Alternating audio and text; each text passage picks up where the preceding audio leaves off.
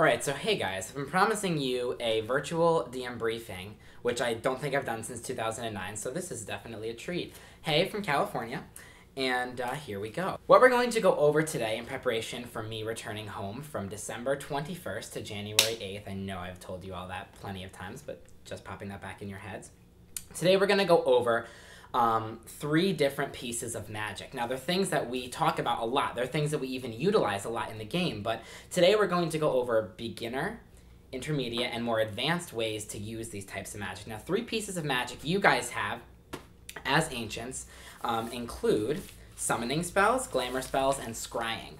So we all know what summoning spells are. We all know how to do a glamour. We all know how to scry. So what's there left for me to teach you? Well, there's plenty, because what we're going to do is advance on what we already know. So let's get started with summoning spells. Alright, so for the beginner portion of this tutorial, we're going to talk about basic summoning spells. Now, we know that a basic summoning spell, the first thing you need is a base, and the easiest way to make a base is with 3 candles. Pretty easy. The reason why a base is the most important element in a summoning spell is because your base is what your subject is going to land in. So when you're doing your spell, you're calling out to something and asking it to land in the circle that you've just created. 3 makes a circle. Basic stuff, we all know that. Now, the second factor about basic summoning spells is the power component. We know that a spell is 2 parts power, 1 part incantation, and 1 part material components. Now, for a summoning spell, to physically bring someone from one location to another, power is the most important component of this spell. Without the proper ingredients for power, you have no spell. So I cannot stress that enough, is that when you're doing a summoning spell, power is the most important. How can we get power? We know we can raise energy, more people chanting the spell, obviously. You guys as sages have tons of power, especially when you guys are in a collective, when the 5 of you are chanting together. So if you're having a problem with summoning spells, the best way to start when you're troubleshooting is to look at how much power you've raised. Now, the final component we're going to talk about in summoning spells is blood and summoning. We all know that the most important factor in summoning someone is whether you have their blood or not. So blood is an identification of who someone is.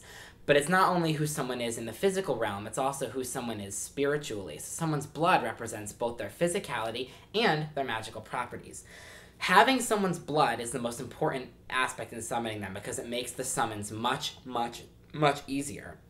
Summons can be resisted, which we'll talk about in another portion of this video, but when you have someone's blood, it's almost always a forced summons. So now we know that when we have someone's blood, there's that little incant that we like so much. Blood to blood, I summon thee. Blood to blood, return to me. And that's the blood to blood incant, which is the most important thing to add onto the end of your spell when you have someone's blood in a basic summoning spell. So now the second beginner technique that we're going to talk about in terms of summoning spells is summoning the dead. Now, you guys have done this loads of times. This is stuff. Why are you even going over this? Well, because there's certain things about it that I want to specify, and I want you guys to definitely know so you can utilize this in game. Now, we're going to talk about ghosts versus spirits. When someone has unfinished business on the material plane, it could be a lover who still loves someone, or a woman who, is still fighting for something even after she's died, that person can hold on to the material realm. That is a ghost. There are creatures that usually haunt an object, a location, or a certain event, and ghosts are people who haven't moved on because they still have unfinished business. Now, a spirit is something that's a little bit different. We know that spirits are creatures who have actually moved on. They have accepted death, and they have moved forward. There are no remains left of them on the material realm. Now, summoning is very important, especially when we're talking about summoning the dead. Now, summoning ghosts is a lot easier than summoning spirits. To summon a ghost, you usually need some of their remains from when they were still alive. Bones work, ashes work, but obviously, like we talked about before, the most important thing is summoning spells is their blood. So finding one of their ancestors or somebody who is a part of their family that has the same blood as the person who have died is almost a surefire way to be able to summon a ghost. Now, summoning spirits is a little bit harder. For the first time ever, Rob actually used the spell to invoke a spirit during the Beneath quest.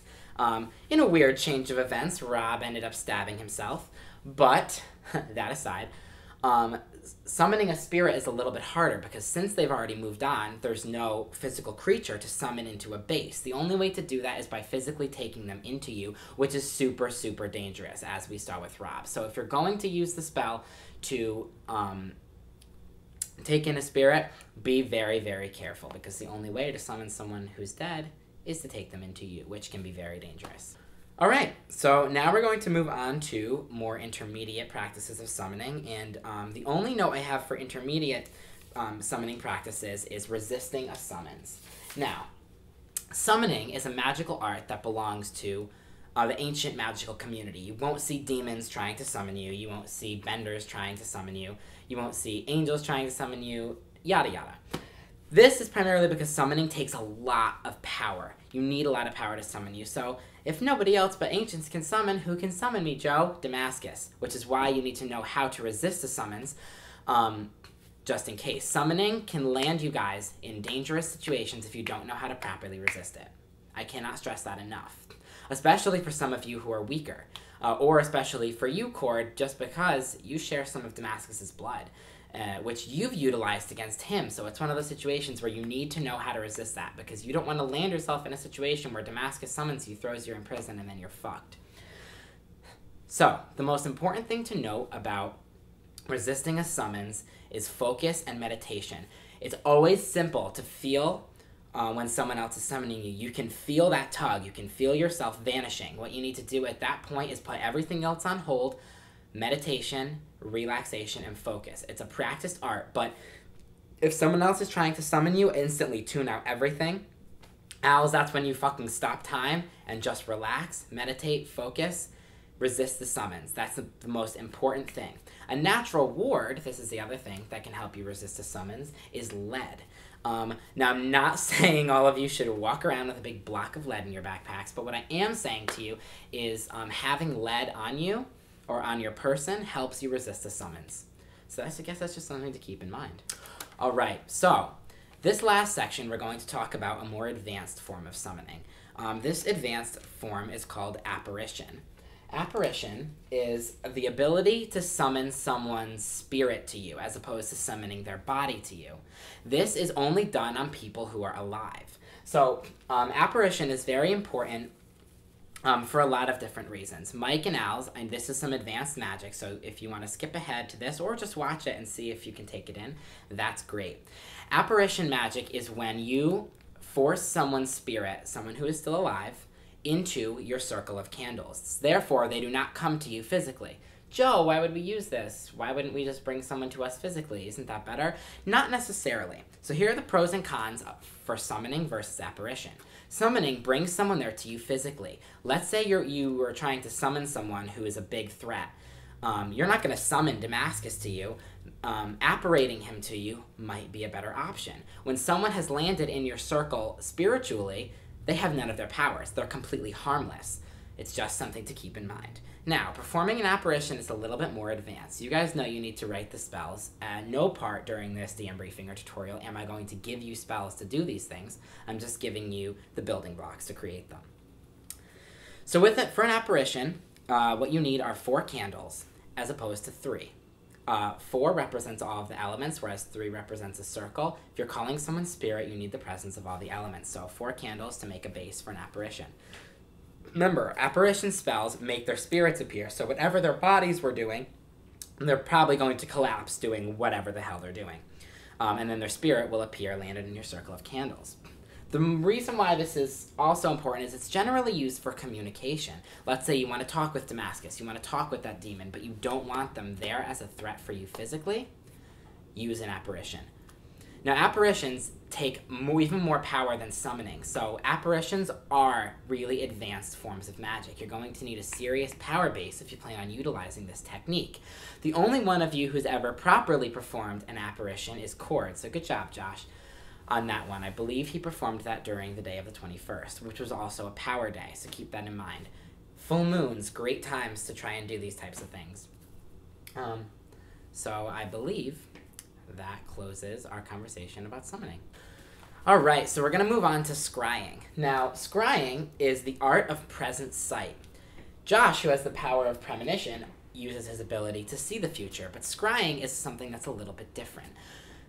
Whenever you want to see what's going on at the present time, there is scrying. Now, we all know the form of scrying, crystal and map. That's pretty obvious. You guys have been doing that since the start of D&D. That's maybe 8 years ago. But today, we're going to talk about more advanced versions of scrying, using different things other than crystals, and different ways where you guys can achieve desired results.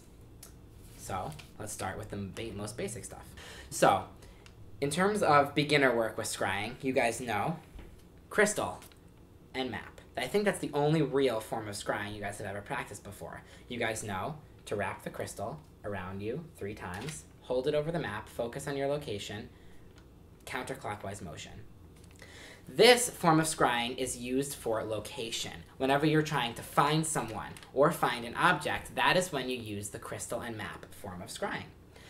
This form of scrying can help you locate people. The other very important thing about using this technique of scrying is having someone's personal belongings. You can, let's say someone has run away, you're trying to find someone, so you're holding your crystal over the map, and your crystal isn't showing you anything, it's not pinpointing one specific location. It's probably because you need something that that person has used in their life in order to find them. Things like objects, pieces of hair, anything. Now there are different levels of personal belongings. Obviously an object is probably the least useful. Next comes a piece of their hair. Sometimes you guys have used demon flesh to scry for demons. That's weird, but whatever. And the most powerful locational tool you can use when you're crystal scrying is obviously someone's blood. So that is how you locate someone. So now we're going to talk about intermediate scrying technique, and this is pool scrying. Pool scrying is the ability to not only see the person that you're looking for, but also to listen in on their conversations. This form of scrying is both visual and audible, which makes it super useful. And this is something that not everyone knows how to do, so I figured I'd go over it and we could talk about it. So now, the most important thing with pool scrying is to create your small summoning pool. The water in your pool must be purified, still water. You cannot summon on running water. Remember, the pool is your looking glass into something else. Now, the next important thing is, since this form of scrying allows you to both see and hear the person you're focusing on, it is required that you have a drop of the person's blood in order to do this. Once you have a drop of that person's blood, you simply drop that little droplet of that blood in the pool, and then you focus. What you're going to want to do is you're going to want to move your hands counterclockwise, gathering heat over the pool. This can take a little bit of time depending on how practiced you are at scrying, so don't get frustrated. You'll know the spell has started to work when the pool begins to mist up. Finally, if you've done it properly, you should be able to both see the person you're trying to scry and be able to overhear any conversations they're having with someone else. Since this is both visual and audible, it oftentimes does not last very long, and if you're not completely focused, your scrying vision might get a little hazy. Alright, so we're going to begin with more advanced versions of scrying. I call this crystal ball scrying. Now don't think crystal balls, gypsies, ominous futures. No, what we're talking about is real crystal scrying. Now it doesn't necessarily need to be with a crystal ball. It could be with any clear crystal. Something like a quartz, rose quartz, or opal. Anything but diamond. But we all know not to use diamonds in scrying. So now what peering at someone through a crystal ball allows you to do is to see them and be able to channel magic through them. You will not be able to hear the person you are gazing at through the crystal ball. This is important because with pool scrying, in order to connect onto a person, you need a drop of their blood. But crystal ball scrying is a little different and a little bit more advanced. In order to see someone when you peer at them through a crystal ball, they need to be someone who you are extremely emotionally attached to or emotionally connected to. Instead of needing a drop of their blood, how the crystal ball works is it allows you to see this person based on your emotional connection with them. So when you are trying to peer at someone through a crystal ball, think of the happiest memory that you have with that person. If it's not a happy memory, then it needs to be a memory that's extremely emotionally important between you and that person. Crystal ball scrying is all about your emotional connection to the person. It doesn't require anything of theirs. It doesn't require a possession, a drop of blood, but it does require an extreme emotional attachment. So if you are able to see the person through the crystal ball, remember, you will not be able to hear them like pool scrying. But the benefits of peering at someone through a crystal ball is that you can actually channel magic through the crystal. Let me explain. When you see someone through a crystal ball, think of the crystal ball like a magnifying glass. You can cast spells through it that will affect the person in their current situation. You can use your powers through it, etc. So for example, let's say Alice was peering at someone through the crystal ball. It's as easy as freezing the crystal ball, and you can freeze time through the crystal. Like I said, it's just like a magnifying glass. So those are the benefits of using more advanced versions of crystal magic. Practice with it. Train with it. This is a great tool that you guys can use that I've just given you. So the final version of advanced scrying is kind of a neat little trick for Anthony, Josh, and Rob. You might remember Little Gnome Jeffrey. This goes back, so I'm going to need you guys to go back with me. A really long time ago, towards the beginning of the campaign, Jeffrey gave you guys these little gemstones. They were emeralds, I believe. We called them the Stones of Jeffrey. When you touched the stones, you could speak into them. And they were kind of like magical walkie-talkies between Jeffrey and you guys. I call these scrying stones. Now, I'm going to teach you how to enchant scrying stones so that you guys can use them in your team. You can use them however. Think of them as magical walkie-talkies where you can communicate between one stone and another person or another party who has another stone. It doesn't need to be a two-way connection. It could be up to 5 scrying stones that are all connected. So I'm going to teach you how to use these. Once again, this is advanced versions of scrying. Scrying stones are purely audible. The person on the other end will only be able to hear you. And like I said, think magical walkie-talkie. So, the most important things when you're enchanting your gemstones is they must be some kind of green gem. Emeralds work. Emeralds are kind of rare and a little expensive, so emeralds, But you can use anything. There's a lot of different green gemstones. Opals are green. Anything shiny and green. They need to be gems, though. They can't just be regular rocks. The next thing you need to do is take your gemstones, and you guys know the boiling point of magic is 128. Boil water in whatever device you're using to 128 degrees, and then pop your gemstones in, however many you're trying to infuse on the connection. So if you're trying to enchant 5, where all 5 gems can hear one person on the other end, use 5 if you're just trying to do 2. But remember, the other person on the other end will be able to hear you. So what you're going to do is you're going to throw your gemstones into the pot of boiling water and let them sit there for about 14 minutes. You'll know that they're successfully enchanted when they start glowing. Like I said, during this tutorial, I'm not going to be giving you guys free spells in order to achieve these results. I'm just giving you the building blocks to how to make these things. So you are going to need to write some kind of enchantment to cast over the gemstones when they are boiling in order to imbue them. But if you write a successful spell, then you'll get successful results. So that's all, you guys. So the final thing we're going to be going over today is glamour magic. Glamour magic, we have been using this since the start of the campaign. Why are we going over this? Because I'm going to show you a more advanced technique of glamoring. So what is glamour magic? Going over basics, it is the ability to change one's shape as to fool an onlooker. We use glamour magic literally almost every meeting. You guys are popular public figures, loved in some places, hated in other places. It's important that you constantly have magical disguise. So with beginner work, we're just going to talk about basic glamour spells. They allow you to change your shape, create a new form. Easy. We know that glamour spells allow you to change minor characteristics about yourself. So you can change hair color, eye color, body structure, sometimes gender, depending on how powerful your spell is, Rob. There's a lot of different things we can utilize with the glamour spells. Being able to change your shape on command is awesome. It's good for stealth missions. It's good for really anything where you need to get around without being detected. Like I said, we use this all the time. There's almost 3 glamour spells in the spellbook, I think, so which you guys all know how to do very well. A couple little things we're going to talk about. If you glamour a lot, sometimes we go over this, sometimes we don't, but if you do glamour a lot, it's really important that you magically cleanse yourself. If you are glamoring 3 or 4 times a day, what happens is magic lingers, and then your glamour spells can go off, and you can end up changing into a form that you don't want to, and things can go haywire, and your spells can stick. My best way to cleanse yourself after a bunch of glamours is just to take a cleansing bath, jump in some water, sit in there for a while, relax, meditate, make sure all of that magic is off of you. Because if you're constantly glamoring, Magic can go haywire. The other thing, talking about water, is beware of water. When you have yourself glamored, when you have yourself changed, remember, property of magic, the natural elements can affect your spells. So if you are glamored into a different form and it is raining outside, avoid the water. That will disempower your spell. Don't jump in baths. Don't jump in pools. Be super careful of water when you're glamoring. So next we're going to talk about glamour magic versus shape-shifting. Shape-shifting is actually a demonic power. You guys cannot shape-shift.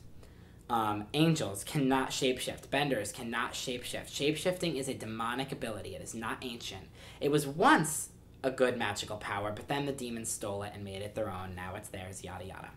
Shapeshifting is the art of impersonation, being able to change your shape into the form of someone else.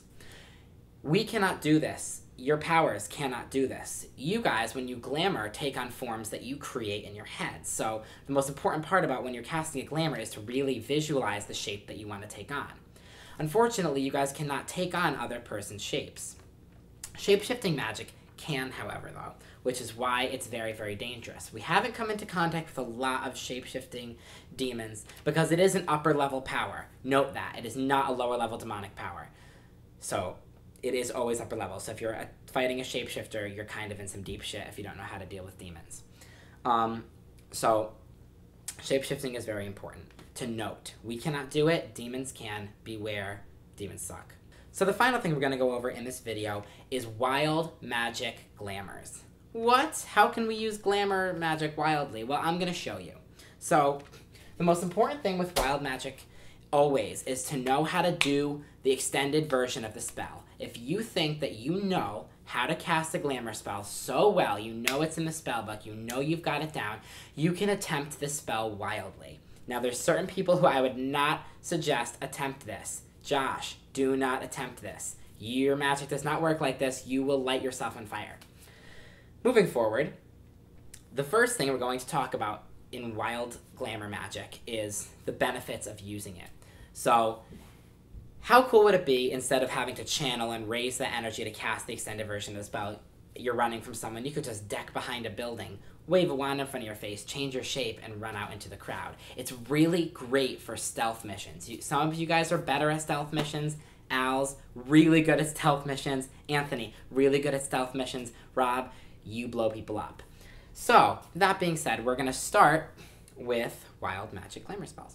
So the first thing you need, do not laugh at me, I know this is a screwdriver. The first thing you need is a size 1 or 2 channeling device. So we're going to say this is a wand. I do not have a wand on me, sorry. As a size 2 channeling device, you can also use a precision wand, which Rob has, which are the smaller, littler ones. That is a size 1 channeling device. You are not going to use size 3, 4, or 5. You're not going to use a sword or a staff or a saber. You're not going to be taking a big staff and trying to change your shape. It won't work. So the biggest I would go with glamours is a wand. If you really want smaller details, use a precision wand. So we're going to talk about 2 words in Titanic that will help you cast this glamour spell. The first word is figmentum. Figmentum in Titanic means shape or form.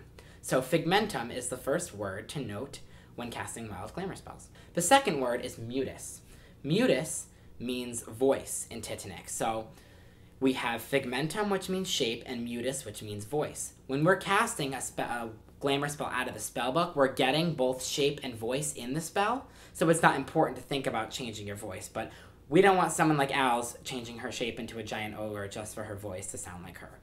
That will be bad. So we're going to talk about both words in this wild glamour spell. So the first thing to know about changing your shape, it's very important. If you're watching me, these movements are very, very important. I'm not saying you need to practice them, but know them. If you are attempting this wildly, know them. Whenever you change your shape wildly, it's going to be way harder than using the glamour, so I don't suggest you do this unless you definitely know how to glamour. You're going to have one hand here in front of your face. Your wand you're going to have crossed, and you're going to fluidly. So it's this back and forth motion of fluidly, and this is where you're chanting your figmentum.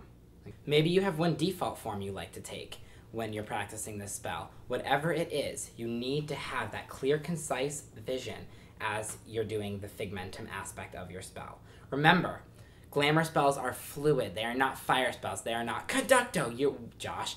What you're doing is this fluid figmentum aspect, having a clear, concise vision and shaping it around yourself.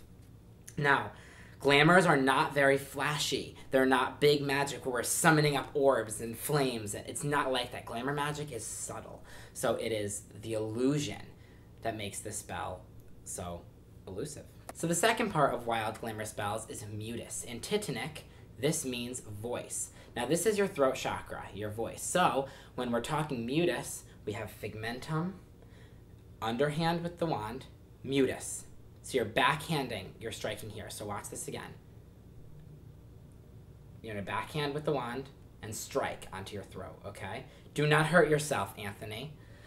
But what I am saying is it needs to be that strike. It is the end of your spell. We have figmentum, mutus. Mutus is actually much easier than figmentum, but it will change your voice. So I cannot stress this enough. Have a clear, concise vision of the voice that you want to take on when you're doing this wild magic spell. I do not want to see someone shapeshift into some big, bulky guy with the voice of, like, a little girl. It's not going to work.